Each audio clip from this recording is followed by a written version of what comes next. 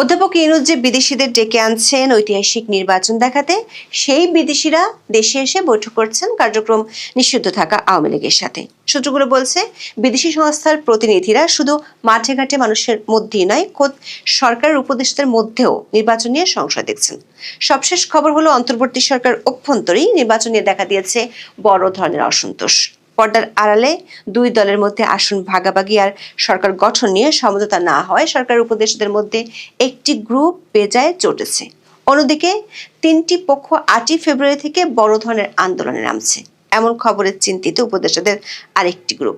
এই আন্দোলনের কারণে চট্টগ্রাম বন্দর থেকে শুরু করে প্রশাসনের প্রাণকেন্দ্র সচিবালয় অচল হয়ে যাওয়ার আশঙ্কা করছেন সংশ্লিষ্টরা। সিনিয়র কয়েকজন উপদেষ্টার ধারণা, নির্বাচনের 4 দিন মাত্র বাকি থাকলেও এত কিছু নিয়ে অচল অবস্থা দেখা দিয়েছে যে কোনো মুহূর্তে বড় ধরনের অস্থিরতা দেখা দিলে অবাক হওয়ার কিছুই থাকবে না। এমনিতেই নানা কারণে নির্বাচন কমিশন তার প্রস্তুতি এখনো শেষ করতে পারেনি। গাজীপুরে স্থগিত করতে হয়েছে নির্বাচনী সরঞ্জাম বিতরণ। পরিস্থিতি নিয়ে উপদেষ্টাদের মধ্যে আশঙ্কা এতটাই বাড়ছে যে নিজেদের মধ্যে ছোট ছোট দলে ভাগ হয়ে এখন তারা বৈঠক করছেন। কমপক্ষে 8 জন উপদেষ্টা কূটনৈতিক পাসপোর্ট বাদ দিয়ে সবুজ পাসপোর্ট নিয়ে পশ্চিমা দেশের ভিসাও লাগিয়ে নিয়েছেন। এমনকি দেশের আইন শৃঙ্খলা নিয়ন্ত্রণে রাখার দায়িত্ব যে পুলিশের, সে বাহিনীর সর্বোচ্চ ব্যক্তিটিও দেশ ছাড়তে চান।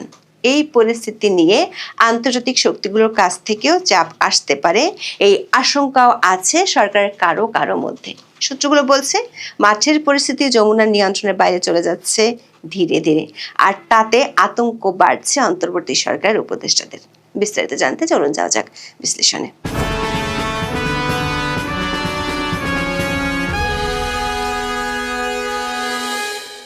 ঘানার সাবেক রাষ্ট্রপতি নানা আকুফো-আদ্দোর নেতৃত্বে কমনওয়েলথ পর্যবেক্ষক দলের 11 জন বাংলাদেশে এসেছেন। 7 ফেব্রুয়ারি তারা বৈঠক করেন আনিসুল ইসলাম মাহমুদের নেতৃত্বাধীন জাতীয় পার্টির একাংশের সাথে।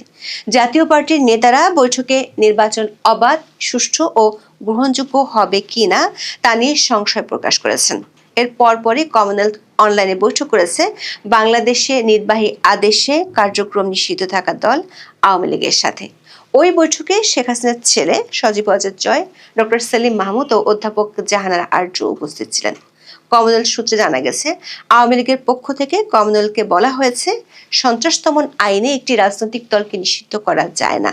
বিষয়টির সাথে একমত বলে জানিয়েছে কমনওয়েলথের প্রতিনিধি। দর্শক, প্রশ্ন হলো, যে দলটির কার্যক্রম নিষিদ্ধ, যারা নির্বাচনে অংশ নিতে পারছে না, তাদের সাথে কেন কমনওয়েলথ বৈঠক করলো? সে উত্তর পাওয়া যাবে 7 ফেব্রুয়ারি গবেষণা সংস্থা সেন্টার ফর পলিসি ডায়ালগ বা সিপিডির বক্তব্যে।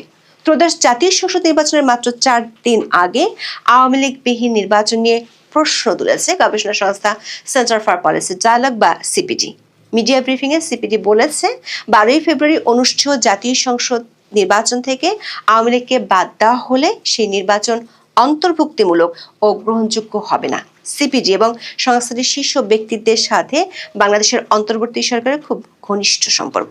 সরকার পক্ষ থেকে বহু আগে থেকে জানানো হয়েছে, নির্বাহী আদেশে কার্যক্রম নিষিদ্ধ থাকা আওয়ামী লীগ আসন্ন নির্বাচনে অংশ নিতে পারবে না। তারপরও কেন সিপিডি হঠাৎ নির্বাচনের মাত্র 4 দিন আগে এমন কথা বলছে, তা নিয়ে সরকারের শীর্ষ মহলও বেশ আলোচনার জন্ম দিয়েছে। সিপিডি বলছে, কার্যক্রম নিষিদ্ধ থাকা আওয়ামী লীগের বিপুল সংখ্যক সমর্থক ও ভোটার চূড়ান্ত নির্বাচনের ফল নির্ধারণে গুরুত্বপূর্ণ ভূমিকা রাখতে পারেন। তাদের মতামত ও অংশগ্রহণ উপেক্ষা করা হলে নির্বাচনের বিশ্বাসযোগ্যতা প্রশ্নের মুখে পড়তে পারে। সরকার একাধিক সূত্র বলছে, আওয়ামী লীগ ছাড়া যে নির্বাচন হতে যাচ্ছে সেটি নিয়ে আপত্তি ইউরোপীয় ইউনিয়নও জানিয়েছে। সরকার উপদেষ্টাদের আশঙ্কা, আন্তর্জাতিকভাবে নির্বাচনটি বড় ধরনের প্রশ্নের মুখে পড়তে যাচ্ছে। কমনওয়েলথের সাথে বৈঠকের পরপরই সজীব ওয়াজেদ জয় সামাজিক মাধ্যমে বার্তা দিয়েছেন। তিনি ভোট দিতে না যাওয়ার আহ্বান জানিয়ে বলেছেন, গায়ের জোরে সংস্কার করলে সে সংস্কার কোনো কাজে দিবে না। তবে আওয়ামী লীগবিহীন নির্বাচনে সরকার উপদেষ্টাদের একটি পক্ষের চেষ্টা ছিল বিএনপি ও জামাত জোটের মধ্যে আসন ভাগাভাগি সমঝোতা এবং 2 জোট মিলে সরকার গঠন করা। গত বছরের ডিসেম্বর থেকে এই চেষ্টা শুরু হয়েছিল। বিএনপি চেয়ারম্যান তারেক রহমান দেশে আসার পর থেকে সরকারের 4 জন উপদেষ্টা দফায় দফায় এই 2 ইস্যুতে চেষ্টা করা শুরু করেন। খালেদা জিয়া মারা যাওয়ার পর 2রা জানুয়ারি তারেক রহমানের সাথে দেখা করতে গিয়েছিলেন জামাতের আমির। সাক্ষাৎ শেষে অতীতের মতো ভবিষ্যতেও বিএনপির সঙ্গে মিলেমিশে কাজ করার কথা বলেন জামাত ইসলামের আমির, কিন্তু বিএনপির শীর্ষ পর্যায় থেকে বিষয়টি নিয়ে অনাগ্রহ দেখানো হয়। বিএনপিকে রাজি করাতে না পেরে সরকার ওই 4 উপদেষ্টার পরামর্শে এনসিপিকে নিজেদের জোটে নেয় জামাত। তারপরও চলে সমঝোতার আলোচনা। সূত্রগুলো বলছে আন্তর্জাতিক বেশ কিছু পক্ষের আপত্তিতে বিএনপি এই সমঝোতায় যেতে রাজি হতে পারেনি। সবশেষ 6 ফেব্রুয়ারি আন্তর্জাতিক সংবাদ মাধ্যম রয়টার্সের কাছে দেয়া সাক্ষাৎকারে নির্বাচনের পর জামাত ইসলামীর সঙ্গে ঐকমত্যে সরকার গঠনের সম্ভাবনা নাকচ করে দেন তারেক রহমান। ওই সাক্ষাৎকার প্রকাশের পর থেকে জামাত ইসলামের চেয়ে বেশি অস্বস্তিতে পড়েছেন সরকারের ওই 4 উপদেষ্টা। এই উপদেষ্টাদের আশঙ্কা বিভিন্ন সময় তারা বিএনপি ও দলটির সাথে সম্পৃক্ত অনেক কর্মকর্তার বিরুদ্ধে নানা ধরনের অ্যাকশন নিয়েছিলেন নিয়ম ও আইন বহির্ভূত অনেক সিদ্ধান্ত, যেগুলো নিয়ে বিএনপি এককভাবে ক্ষমতায় আসলে তারা বিপদে পড়তে পারেন। তবে সরকারের উপদেষ্টাদের মধ্যে যে গ্রুপটি নির্বাচন চায়, এমনকি সেটি যেনতেন নির্বাচন হোক বা না হোক, সেই গ্রুপটির মধ্যে আতঙ্ক দেখা দিয়েছে নির্বাচন আদৌ সরকার করতে পারবে কি না তা নিয়ে। সরকারের 3 জন উপদেষ্টা মনে করেন 5 ফেব্রুয়ারি মধ্যরাত থেকে 6 ফেব্রুয়ারি যমুনা ও আশপাশের দৃশ্য দেখে তাদের মনে হয়েছে সরকারের মিত্র বলে যারা পরিচিত তারাই নির্বাচনের আগে যে দাবিতে পরিস্থিতি ঘোলাটে করছে, তাতে নির্বাচন নিয়ে শঙ্কা তাদের বেড়েছে। 8 ফেব্রুয়ারি থেকে 3টি ইস্যুতে আন্দোলন শুরু হতে পারে এমন তথ্য তারা গোয়েন্দাদের থেকে পেয়েছেন। একটি হলো চট্টগ্রাম বন্দরকে ঘিরে আন্দোলন শুরু হচ্ছে রোববার থেকে। 8 ফেব্রুয়ারি থেকে বহির্নোঙরও অচল হয়ে যাবে। এটি হলে অচল হয়ে পড়বে দেশের অর্থনীতি, কারণ দেশের মোট রপ্তানির 91% হয় চট্টগ্রাম বন্দর দিয়ে। এমনিতেই টানা 6 দিন বন্দরের কার্যক্রম ব্যাহত হয়েছে। এতে রপ্তানি খাতে বড় ধরনের ক্ষতির আশঙ্কা দেখা দিয়েছে। পাশাপাশি পবিত্র রমজান সামনে রেখে আমদানি পণ্য খালাস না হলে গ্রাহক পর্যায়ে এর প্রভাব পড়বে বলে আশঙ্কা বন্দর ব্যবহারকারী ব্যবসায়ীদের। চট্টগ্রাম বন্দরের নিউমোরিং কন্টেইনার টার্মিনাল বা এনসিটি বিদেশি অপারেটর ডিপি ওয়ার্ল্ডকে ইজারা দেওয়ার প্রক্রিয়া বাতিল সহ 4 দফা দাবিতে অনির্দিষ্টকালে লাগাতার কর্মসূচি দিয়েছে বন্দর রক্ষা সংগ্রাম পরিষদ। এর আগে পালিত কর্মসূচিতে এতদিন বন্দরের বহির্নোঙর কর্মবিরতির আওতায় ছিল না। তবে আগামীকাল রোববার থেকে ঢাকা ধর্মঘটে বহির্নোঙরে কাজ হবে না। দাবিগুলোর মধ্যে 1 নম্বর দাবি হলো এনসিটি ডিপি ওয়ার্ল্ডকে লিজ না দেওয়ার ঘোষণা দিতে হবে সরকারকে। এছাড়া আন্দোলনরত কর্মচারীদের বিরুদ্ধে এখন পর্যন্ত গৃহীত শাস্তিমূলক ব্যবস্থা বাতিল, তাদের বিরুদ্ধে কোনো আইনগত ব্যবস্থা না নেওয়া এবং বন্দর চেয়ারম্যানকে প্রত্যাহারের দাবিও আছে। শনিবার দুপুরে চট্টগ্রাম প্রেস ক্লাবে অনুষ্ঠিত সংবাদ সম্মেলনে বন্দর রক্ষা সংগ্রাম পরিষদ এই আন্দোলনের ডাক দিয়েছে। দর্শক, নিউমোরিং কন্টেইনার টার্মিনাল বা এনসিটি পরিচালনার ভার সংযুক্ত আরব আমিরাতের বন্দর পরিচালনাকারী প্রতিষ্ঠান ডিপি ওয়ার্ল্ডকে দেওয়ার সিদ্ধান্তের প্রতিবাদে চট্টগ্রাম বন্দরের শ্রমিক কর্মচারীদের টানা 6 দিনের কর্মবিরতি চলে গত সপ্তাহে। এ কারণে বন্দরে পণ্য খালাস বন্ধ হয়ে গিয়েছিল।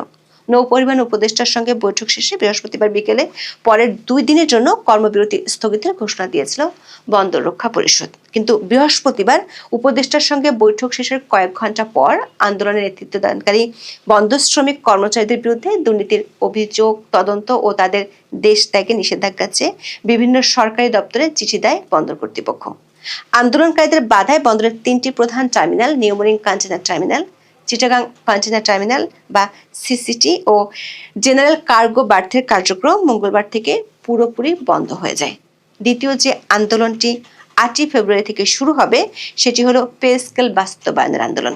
6 ফেব্রুয়ারি সরকারি ছুটির দিনে সরকারি কর্মচারীদের একটি বিশাল মিছিল যমুনার সামনে গিয়ে আন্দোলন করলে পুলিশ ব্যাপক লাঠিচার্জ করে তাদের ছত্রভঙ্গ করে দেয়। সামাজিক মাধ্যমে ছড়িয়ে পড়া ভিডিওতে খোদ ডিএমপি পুলিশ কমিশনারকেও লাঠি চার্জ করতে দেখা গেছে। গোয়েন্দা সূত্রগুলো বলছে সরকারি কর্মচারীদের একটি বড় অংশ এর মধ্যে ঘোষণা দিয়েছে পে স্কেল ঘোষণা না দিলে তারা নির্বাচন বয়কট করবে। 8 ফেব্রুয়ারি দুপুর 2টার মধ্যে প্রজ্ঞাপন জারি না করলে তারা পুরো দমে কর্মবিরতিতে যাবে। এমনকি ওই গ্রুপটি সচিবালয়ে তালা ঝুলে দিতে পারে এমন আশঙ্কাও করছে গোয়েন্দারা। তাদের সাথে একমত হয়ে সরকারি সেবাদান প্রতিষ্ঠানের কর্মচারীরাও যোগ দিতে পারে। সরকারের কয়েকজন উপদেষ্টা মনে করেন নির্বাচনের মতো মহাযজ্ঞের আগে সরকারি কর্মচারীরা বয়কটের ডাক দিলে কোনোভাবেই নির্বাচন করা সম্ভব হবে না।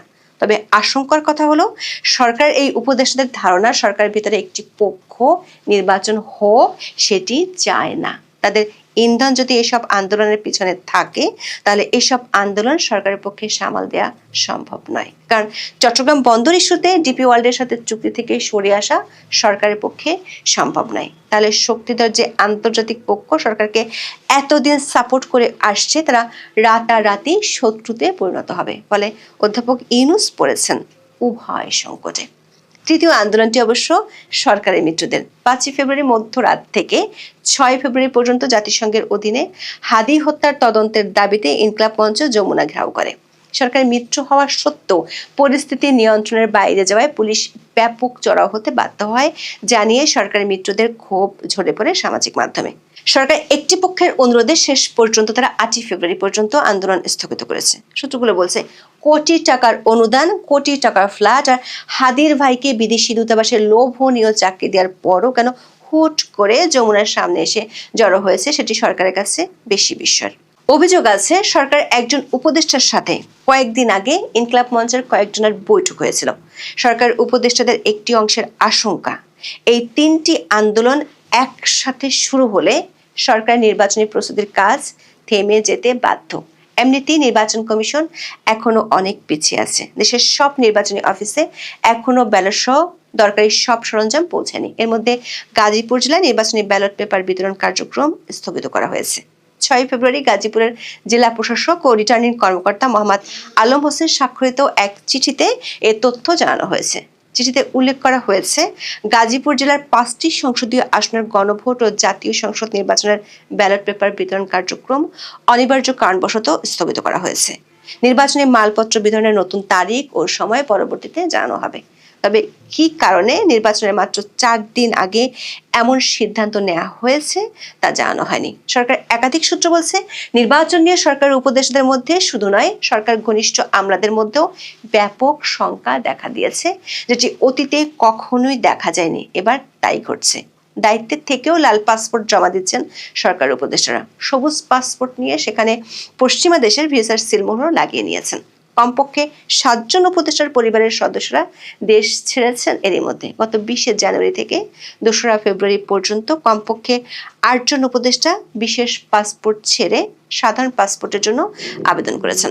ইতিমধ্যে অর্থ উপদেষ্টা এবং পররাষ্ট্র উপদেষ্টা এর সত্যতাও স্বীকার করেছেন। দায়িত্ব থেকে এমন আবেদনের বিষয়টিকে অস্বাভাবিক বলে মন্তব্য করেছেন পররাষ্ট্র উপদেষ্টা। তিনি কৌশলে বলেছেন, অন্য দেশের ভিসা আগেভাগে নিয়ে রাখতেই এমন কাজ করছেন তার সহকর্মীরা। শুধু উপদেষ্টারা নয়, সরকার ঘনিষ্ঠ কর্মকর্তারাও বিপদ আঁচ করতে পেরে আগে থেকেই প্রস্তুতি নেওয়া শুরু করেছেন।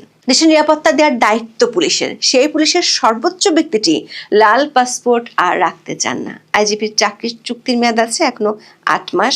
তা সত্ত্বেও আইজিপি বাহারুল আলম লাল পাসপোর্ট সমর্পণ করে সাধারণ পাসপোর্ট নিতে চান। এ লক্ষ্যে তিনি গত 3 ফেব্রুয়ারি স্বরাষ্ট্র মন্ত্রণালয়ে চিঠি দিয়েছেন। জাতীয় সংসদ নির্বাচনের ঠিক আগ মুহূর্তে খোদ আইজিপির এমন উদ্যোগ প্রশাসনে ব্যাপক আলোচনার জন্ম দিয়েছে।